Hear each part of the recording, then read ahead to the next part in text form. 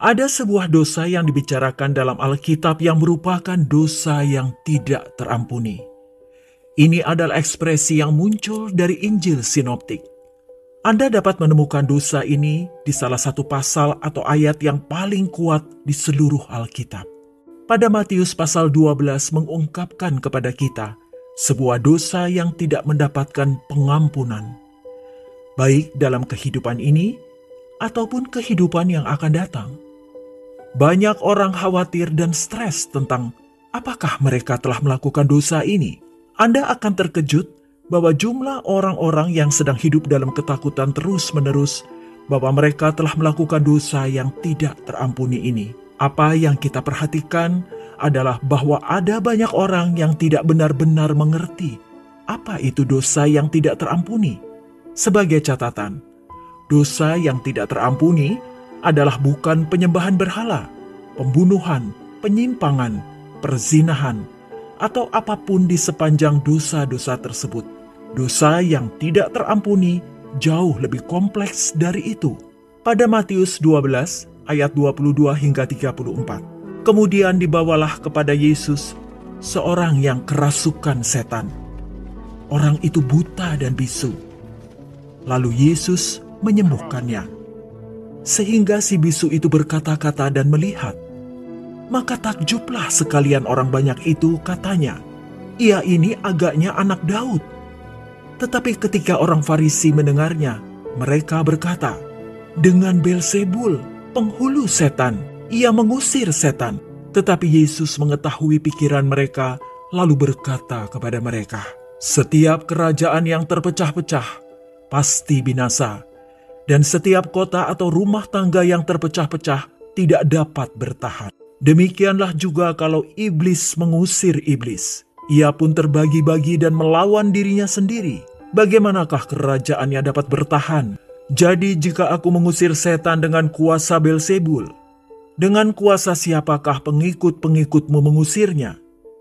Sebab itu merekalah yang akan menjadi hakimmu.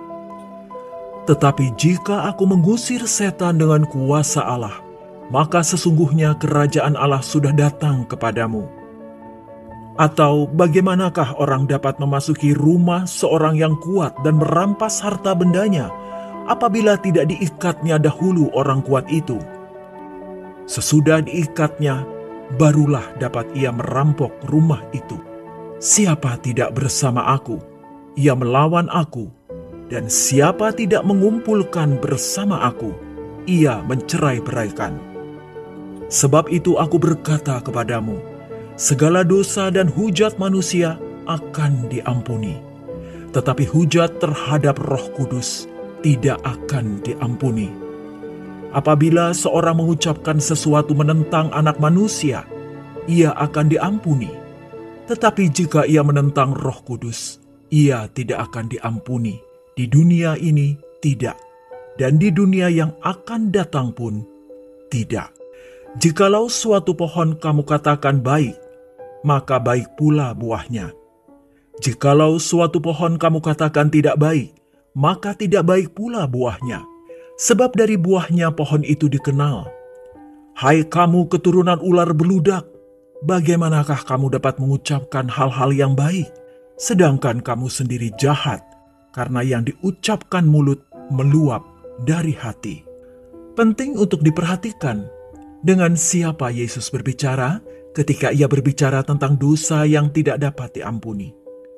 Dia tidak berbicara dengan orang percaya, tapi dia berbicara dengan sekelompok orang Farisi yang tidak percaya. Sekarang bagaimana mereka melakukan dosa ini? Mereka telah melakukan dosa ini dengan menghubungkan pekerjaan Yesus dengan iblis. Pada Matius 12 ayat 24. Tetapi ketika orang Farisi mendengarnya, mereka berkata, "Dengan Beelzebul, penghulu setan, ia mengusir setan." Perhatikan bagaimana mereka tidak menyebut Roh Kudus sama sekali. Mereka tidak secara aktif atau sadar mengatakan apapun yang menentang Roh Kudus. Apa yang mereka lakukan adalah mengaitkan pekerjaan yang telah dilakukan Yesus Kristus dengan kuasa iblis. Ketika Kristus telah melakukan pekerjaan itu melalui kuasa Roh Kudus, dengan kata lain, Orang-orang ini melihat pekerjaan Yesus dan berkata bahwa itu adalah pekerjaan iblis yang merupakan pekerjaan seseorang yang diberi energi oleh kuasa neraka. Mereka menolak kuasa Roh Kudus yang bekerja melalui Yesus Kristus. Dengan kata lain, mereka menolak bahwa Yesus adalah anak Allah yang hidup dan pada dasarnya menolak keselamatan. Sekarang pertanyaannya adalah, dapatkah seorang Kristen melakukan ini? Dapatkah seseorang yang telah dilahirkan kembali berdiri begitu saja dan melihat karya Yesus dan mengatakan pekerjaannya adalah pekerjaan iblis? Jawabannya adalah tidak. Oleh karena itu, seorang Kristen tidak dapat melakukan dosa tersebut. Dan orang-orang yang telah melakukan dosa tersebut tidak peduli apakah mereka telah melakukannya atau tidak, karena mereka melihat pekerjaan Yesus sebagai kejahatan. Anda tidak perlu takut apakah Anda telah melakukan dosa yang tidak terampuni sebagai seorang Kristen. Mereka yang sedang melakukan dosa itu sampai mati tidak pernah menyesali tindakan mereka. Mereka bertindak dengan kesadaran penuh atas tindakan mereka. Orang yang berpaling kepada Yesus Kristus dalam iman tidak dapat melakukan dosa ini. Orang-orang yang berpaling kepada Yesus Kristus dalam iman tidak dapat melakukan ini karena mereka mengakui siapa Dia dan mereka mengakui bahwa Dia adalah jalan menuju Allah. Sekarang, apa yang saya ingin Anda ambil dari pesan ini adalah bahwa Tuhan adalah Tuhan yang dapat mengampuni dosa-dosa Anda, terlepas dari apa yang mungkin telah Anda lakukan di masa lalu. Jangan hidup dalam ketakutan. Anda tidak akan masuk neraka. Tuhan adalah Tuhan yang pemaaf. Akui dosa Anda hari ini, dan Tuhan akan mengampuni Anda hari ini juga. Pada Matius 12 ayat 31, sebab itu aku berkata kepadamu, segala dosa dan hujat manusia akan diampuni, tetapi hujat terhadap Roh Kudus tidak akan diampuni. Setiap dosa akan diampuni. Apa yang telah Anda lakukan dalam hidup Anda yang masih menghantui Anda, akui dosa Anda hari ini dan berhenti hidup di masa lalu. Anda menyalahkan diri sendiri karena dosa yang telah diampuni Allah. Lanjutkan hidupmu. Berhentilah hidup di masa lalu. Tuhan telah memaafkanmu. Berhentilah hidup dalam rasa bersalah. Berhentilah hidup dengan beban neraka atas hidup Anda. Tuhan dalam sifatnya adalah Tuhan yang pemaaf. Jangan biarkan roh penghukuman hidup dalam hidup Anda. Iblis tahu jika Anda benar-benar orang percaya yang dilahirkan kembali. Tidak ada yang bisa dia lakukan untuk menghentikan Anda pergi ke surga. Tetapi yang bisa dia lakukan adalah mencoba membuat hidup Anda sengsara dengan semangat penghukuman. Ada begitu banyak orang Kristen yang merasa seolah-olah dosa yang telah mereka lakukan tidak dapat diampuni. Tuhan tidak marah kepada Anda jika Anda adalah anaknya. Tuhan tidak menahan neraka di atas kepala kita. Dia mengasihi kita dan memperhatikan kita. Anda dilahirkan sebagai orang berdosa, dan kita semua tahu upah dosa dan dosa selalu menuntut harga penuh. Tetapi puji syukur kepada Tuhan, karena Anda memiliki juru selamat yang datang untuk orang berdosa. Orang berdosa seperti Anda dan saya. Yesus datang untuk orang berdosa. Anda dan saya termasuk dalam kategori orang-orang yang Yesus datangi. Jadi saya mendorong Anda hari ini untuk berbalik dari dosa-dosa Anda dan mengakuinya kepada Tuhan, sehingga Anda diberkati. Tuhan adalah Tuhan yang pemaaf. Tuhan tidak menyimpan dendam. Akui dosa-dosa Anda. Bertobat dari jalan Anda yang salah dan diberkati Tuhan. Pada Roma 4 ayat 7, berbahagialah orang yang diampuni pelanggaran-pelanggarannya dan yang ditutupi dosa-dosanya. Ketika Tuhan mengampuni dosa-dosa Anda, malam itu Anda diselamatkan, Anda sepenuhnya diampuni.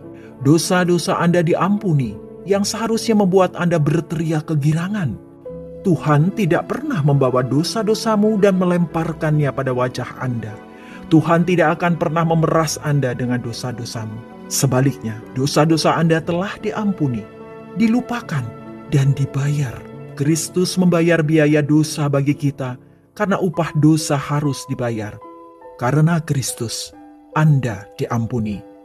Tidakkah Anda senang catatan dosa Anda telah dibersihkan dan Anda dimaafkan? Pikirkan semua dosa yang telah Anda lakukan dan ketahuilah masing-masing dan setiap dari mereka telah diampuni.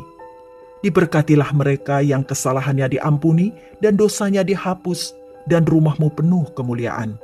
Kewarganegaraan Anda ada di surga. Nama Anda ada di dalam kitab kehidupan anak domba. Anda telah dimeteraikan oleh Roh Kudus sampai hari penebusan. Anda diampuni. Anda adalah generasi terpilih. Anda adalah imamat yang rajani. Anda adalah bagian dari bangsa suci.